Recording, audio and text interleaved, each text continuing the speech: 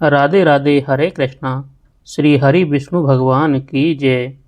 प्रिय श्रोताओं, आज आप सुनेंगे निज ज्येष्ठ मास महात्म्य का 23वां अध्याय।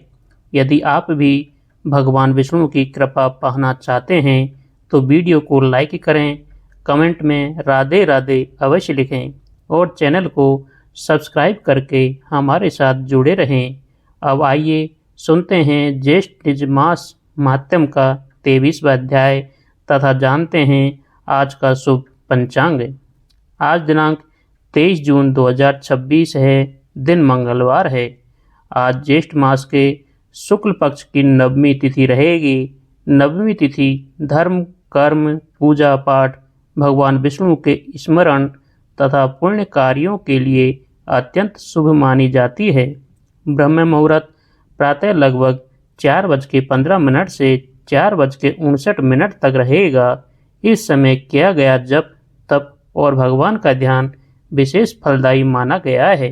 सूर्योदय प्रातः लगभग 5:27 पर होगा। सूर्यास्त सायं लगभग 7:18 पर होगा। आज हस्त नक्षत्र का प्रभाव रहेगा, जिसके पश्चात चित्रा नक्षत्र प्रारंभ होगा। यह दिन भगवान की भक्ति, दान पुण्य तथा धार्मिक कार्यों के लिए शुभ माना गया है। राहुकाल अपराह्न लगभग 3:50 से 5:31 तक रहेगा। इस समय नए शुभ कार्यों का आरंभ करने से बचना चाहिए। अभिजीत मुहूर्त दोपहर लगभग 11:45 से 12:36 तक रहेगा। यह समय सभी प्रकार के मांगलिक एवं शुभ कार्यों के लिए उत्तम माना गया है। अब श्रद्धा पूर्वक सुनते हैं ज्येष्ठ निज मास महात्म्य का 23वां अध्याय। उससे पहले जेठ मास में मिट्टी का घड़ा दान करने की कथा सुनते हैं। तो प्रिय श्रोताओं, प्राचीन समय की बात है। एक नगर में एक निर्धन ब्राह्मण रहता था। वह भगवान विष्णु का परम भक्त था, लेकिन उसके पास धन संपत्ति बिल्कुल नहीं थी। ज्येष्ठ मास की प्रचंड गर्मी में वह प्रतिदिन भगवान का स्मरण करता और सोचता कि इस पवित्र मास में कोई पुण्य कार्य अवश्य करूं। एक दिन उसने एक महात्मा से पूछा, हे गुरुदेव, मेरे पास धन नहीं है, मैं कौन सा दान करूं जिससे भगवान प्रसन्न हो। महात्मा बोले, हे वत्स, ज्येष्ठ मास में प्यासे प्राणियों को जल पिलाना और मिट्टी के घड़े का दान करना अत्यंत पुण्यदायक माना गया है। इससे भगवान विष्णु और सभी देवता प्रसन्न होते हैं। ब्राह्मण ने बड़ी कठिनाई से कुछ धन एकत्र किया और एक नया मिट्टी का घड़ा खरीदा। उसने घड़े में शीतल जल भरकर राहगीरों के लिए रख दिया। जो भी प्यासा आता वह प्रेम पूर्वक उसे जल पिलाता। कई दिनों तक उसने यह सेवा जारी रखी। कुछ समय बाद उसी नगर में भयंकर गर्मी और सूखे का प्रकोप हुआ।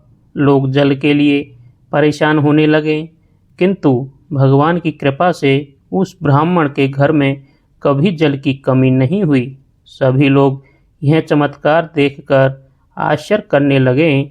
जब ब्राह्मण की मृत्यु हुई तो विष्णुदूत उसे दिव्य विमान में बैठाकर वैकुंठ ले गए। वहाँ भगवान विष्णु ने प्रसन्न होकर कहा, हे भक्त, तुमने ज्येष्ठ मास में मिट्टी के घड़े का दान करके और प्यासों को जल पिलाकर महान पुण्य अर्जित किया है। तुम्हारी इस सेवा से असंख्य जीवों की प्यास बुझी, इसलिए तुम्हें उत्तम लोकों की प्राप्ति हुई है। तब से ऐसी मान्यता है कि ज्येष्ठ मास में मिट्टी के घड़े का दान करने, शीतल जल पिलाने तथा जल से भरे घड़े का दान ब्राह्मण, साधु या जरूरतमंद व्यक्ति को करने से अक्षय पुण्य की प्राप्ति होती है। भगवान विष्णु की कृपा बनी रहती है और जीवन में सुख, शांति तथा समृद्धि आती है। तो प्रिय श्रोताओं, इस कथा से हमें यह शिक्षा मिलती है कि ज्येष्ठ मास में मिट्टी के घड़े का दान केवल एक वस्तु का दान नहीं, बल्कि प्यासे प्राणियों की सेवा का संकल्प है। जो श्रद्धा पूर्वक जल दान और घड़ा दान करता है, उस पर भगवान विष्णु की विशेष कृपा बनी रहती है। तो बोलिए श्री हरि विष्णु भगवान की जय, बोलिए लक्ष्मी नारायण भगवान की जय। अब सुनिए आज का अध्याय, उसके बाद फिर सुनेंगे सुदामा की कहानी। तो प्रिय श्रोताओं, इस 23वें अध्याय में सावित्री सत्यवान आख्यान का वर्णन किया है। तो स्कंद जी ऋषियों से कहने लगे कि हे ऋषियों, श्री वेद व्यास जी राजा युधिष्ठिर से बोले कि हे राजन, अब हम श्रेष्ठ स्त्रियों का महाभाग्य वर्णन करते हैं। राजकन्या सावित्री ने जिस तरह समस्त वस्तुओं को प्राप्त किया, उसको आप श्रवण करें। मद्र देश में परम धार्मिक राजा था। वह ब्राह्मण एवं शरणगत का रक्षक, सत्य प्रतिज्ञ, जितेंद्र, यज्ञ करने वाला, दानपति, सूरवीर और पुरवासी तथा देशवासी जनों का प्रिय था। समस्त प्राणियों के हित में रथ, पृथ्वीश्वर, अश्वपति नाम से विख्यात था। राजा अश्वपति क्षमाशील, सत्यवक्ता, जितेंद्रिय और संतानहीन था। अधिक अवस्था हो जाने पर उसको संतान न हुई। अश्वपति राजा ने संतान के लिए नियम ग्रहण कर समय पर परिमित भोजन, ब्रह्मचर्य व्रत का पालन, इंद्रिय निग्रह कर 1,00,000 आहुति सावित्री मंत्र से देकर षष्ठ काल से अमित भोजन करता था। इस तरह नियम पालन करते राजा अश्वपति को 18 वर्ष हो गए। 18 वर्ष पूर्ण होने पर सावित्री जी प्रसन्न हुई और अग्निहोत्र से प्रकट होकर राजा को रूपवती सावित्री ने दर्शन दिए। राजा अश्वपति को वर देने के लिए वह बोली कि हे राजन, तुम्हारे ब्रह्मचर्य, शुद्धता, नियम, इंद्रिय दमन, सर्वात्म समर्पण और भक्ति से मैं अति प्रसन्न हुई है। मद्राज, हे अश्वपते, तुम मुझसे इच्छित वर मांगो। तुमने धर्म के विषय में किसी प्रकार का कुछ भी प्रमाद नहीं किया। राजा अश्वपति बोले कि हे देवी, मैंने धर्म प्राप्ति की इच्छा से संतान के लिए ही सब कुछ किया है। आप मुझे कुल को पवित्र करने वाला बहुत से पुत्र देवें। हे देवी, यदि आप मुझ पर प्रसन्न हैं तो मैं आपसे ही कामना चाहता हूँ। हे देवी, मुझको ब्राह्मणों ने कहा है कि संतान होना श्रेष्ठ धर्म है। सावित्री कहने लगी कि हे राजन, मैंने पहले ही तुम्हारे अभिप्राय को जानकर तुम्हारे पुत्र के लिए ब्रह्मा से कहा है। ब्रह्मा की कृपा से तुम्हारे शीघ्र ही एक कन्या होगी। अब इस विषय में तुम मुझसे और कुछ नहीं कहना। मैं ब्रह्मा की ही आज्ञा से प्रसन्न होकर तुमसे कहती हूँ। सावित्री के वचनों को सुनकर राजा अश्वपति कहने लगे कि हे देवी, जो कुछ ब्रह्मा जी ने कहा है वह मुझे स्वीकार है। यह कहकर पुनः सावित्री देवी को पुनः प्रसन्न किया। तब सावित्री देवी ने कहा कि हे राजन, यह शीघ्र होगा। और ऐसा कहकर सावित्री देवी अंतर्ध्यान हो गई। राजा अश्वपति पुनः अपने घर वापिस आया और राजा सिंहासन पर बैठकर प्रसन्न मन से धर्मपूर्वक अपनी प्रजा का पालन करने लगा।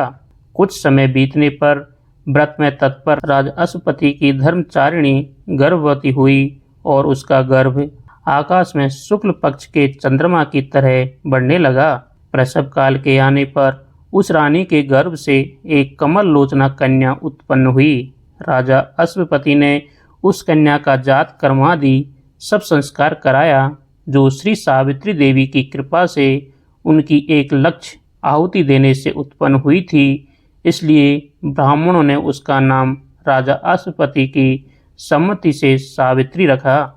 वह राजकन्या शरीरधारी लक्ष्मी के समान बढ़ने लगी। समय पाकर जब वह कन्या युवती हुई, तब उस सुमध्यमा सुश्रेणी को सुवर्ण प्रतिमा के समान देखकर लोगों ने यह निश्चय किया कि राजा को यह देव कन्या मिली है। उस कमल पत्र के समान नेत्र वाली कन्या के स्वतेज से जलती हुई अग्नि के समान तेजस्विनी देखकर उसके तेज से बाधित होकर किसी ने नहीं भरा। तदंतर कन्या ने उपवास कर सिर से स्नान किया और देवता के समीप जाकर विधि पूर्वक अग्नि में आहुति दी। ब्राह्मणों से प्रवचन करवाया और प्रसन्नचित्त उन महात्मा ब्राह्मणों का पूजन किया। उसके पश्चात लक्ष्मी के समान रूपवती वह राजकन्या पिता के पास गई और पिता के चरणों का अभिवादन कर शेष सब समाचार कहा। वह बरारोह राज कन्या हाथ जोड़कर राजा के पास खड़ी हो गई। देवरूपिणी उस अपनी कन्या को राजा युवावस्था में देखकर, जिस कन्या को कोई भी ना बरता हो ऐसी अवस्था विचार कर, राजा अश्वपति अति दुखित होकर अपनी कन्या से बोला कि हे पुत्री, यह तुम्हारे दान का समय है, परंतु तुमको कोई नहीं मांगता, इसलिए तुम स्वयं अपने गुणों के समान पति की खोज करो, और यदि कोई प्रसिद्ध पुरुष हो तो मुझसे कहो, फिर विचार कर हम तुम्हारा प्रदान कर देंगे। तुम जैसा पति चाहती हो वैसा वरो। ब्राह्मणों से पढ़ा जाता हुआ जैसा वर धर्मशास्त्रों में सुना हो, हे कल्याणी, मेरे वचनों को सुनकर वैसा ही तुम करो। समय पर विवाह न करने पर कन्या पिता से कहे कि मेरा विवाह कर दीजिए, और पति से कुछ कहना हो तो नम्रता पूर्वक कहो, तथा पति से न रहने पर और माता से आरक्षित होने पर पुत्र से कहें। यह सब बात समझकर तुम पति की खोज करो, जिससे हम देवताओं की निगाह में निंदित न हो जाए। स्कंद जी कहने लगे कि हे ऋषियों, इस प्रकार राजा अश्वपति ने अपनी कन्या और राजमंत्रियों से प्रिय वचन कहे। राज्य मंत्रियों को कन्या के साथ जाने की आज्ञा दी। इसके पश्चात वह तपस्वी राज कन्या लज्जित होकर पिता के चरणों को नमस्कार कर बिना विचारे ही पिता की आज्ञा मानकर रथ पर सवार होकर वृद्ध मंत्रियों के सहित अपने घर से पति की खोज में चली। वह कन्या राज ऋषियों के तपोवन में गई और वहां पर वयोवृद्ध माननीय लोगों के चरणों में प्रणाम कर क्रम से समस्त तीर्थों में गई और वन के समस्त तीर्थों में जाकर ऋषियों को आशीर्वाद लेने लगी, और जो ब्राह्मणों का श्रेष्ठ तपोवन था उसको त्याग कर अनेक देशों में गई। ये अध्याय यहीं समाप्त होता है। आगे का वृत्तांत हम अगले अध्याय में सुनेंगे। अब सुनते हैं हम भक्त सुदामा की कथा। एक समय की बात है, उज्जैन के निकट एक गांव में सुदामा नाम के ब्राह्मण रहते थे। वे भगवान श्री कृष्ण के बाल सखा और परम भक्त थे।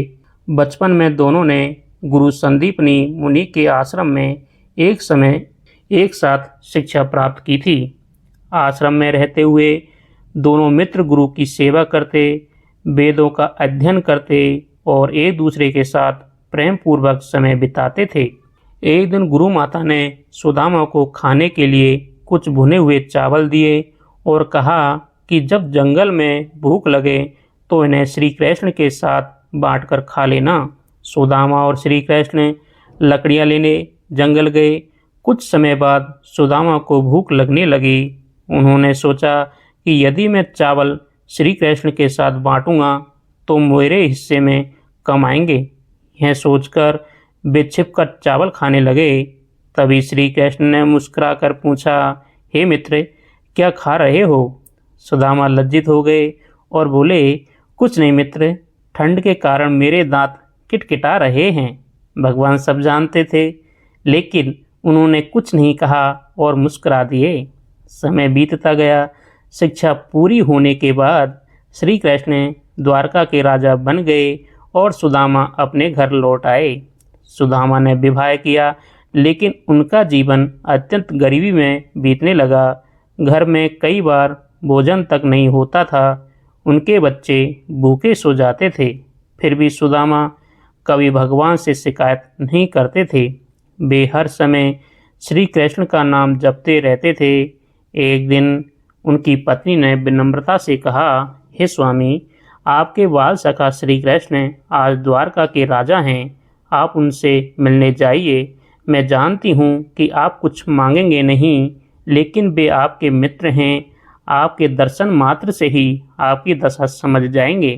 पहले तो सुदामा ने मना कर दिया, लेकिन पत्नी के बार बार आग्रह करने पर वे द्वारका जाने को तैयार हो गए। घर में भेंट देने के लिए कुछ भी नहीं था। तब उनकी पत्नी पड़ोस से थोड़े से चावल मांगकर लाई। उन चावलों को एक पुराने कपड़े में बांधकर छोटी सी पोटली बना दी और सुदामा को दे दी। सुदामा उस छोटी सी भेंट को लेकर पैदल ही द्वारका के लिए निकल पड़े। कई दिनों की यात्रा के बाद वे द्वारका पहुँचे। द्वारका का वैभव देखकर वे आश्चर्यचकित रह गए। चारों ओर भव्य महल, सुंदर भवन और राजसी ठाट बाट दिखाई दे रहे थे। जब श्री कृष्ण को पता चला कि उनके प्रिय मित्र सुदामा आए हैं, तो वे तुरंत अपने सिंहासन से उठे और दौड़कर महल के द्वार तक पहुँचे। उन्होंने सुदामा को देखते ही गले से लगा लिया। बरसों बाद दोनों मित्रों का मिलन देखकर सभी भाव विभोर हो गए। भगवान श्री कृष्ण सुदामा को अपने महल में ले गए। उन्होंने उन्हें सम्मान पूर्वक आसन पर बैठाया और स्वयं उनके चरण धोए। भगवान की आंखों में प्रेम के आंसू थे। रुक्मिणी जी भी सुदामा की सेवा करने लगी। यह देखकर महल के सभी लोग आश्चर्य में पड़ गए कि स्वयं द्वारकाधीश एक गरीब ब्राह्मण की इतनी सेवा क्यों कर रहे हैं। कुछ देर बाद श्री कृष्ण ने हंसते हुए कहा, हे मित्र, मेरे लिए क्या लाए हो? सुदामा लज्जा के कारण चावलों की पोटली छिपाने लगे।